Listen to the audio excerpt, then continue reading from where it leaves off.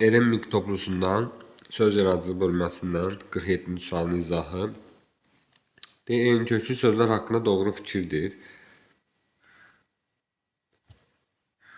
Eyni köklü sözlər fərqli nitq hissəsindən yarana bilməz.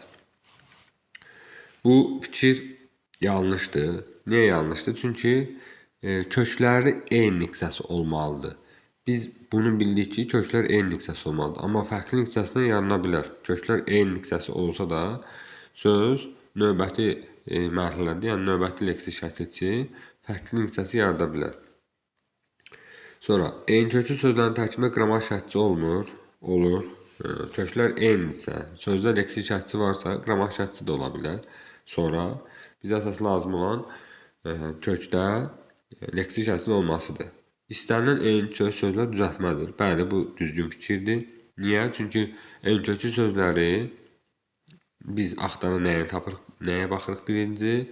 Sözdə leksik şəkilçi olmağına baxırıq. Mütləq şəkildə leksik şəkilçi olmalıdır ki, yəni söz düzəltmə olmalıdır ki, eyni köklü sayılsın. Sonra eyni kökə şəkilçi artırmaqla hər dəfə eyni köklü sözlər yaratmaq olar. Eyni kökə deyir şəkilçi artırmaqla hər dəfə eyni köklü. Xeyr, bəlkə artırdığın şəkilçi qrammatik şəkilçidir. Onda eyni köklü yaratmaq olmur. Yaşarmaq və yaşatmaq sözləri eyni köklüdür. Köklərinə baxaq. Yaşarmaq, yaş, yaşdan yaşar, qrammatik.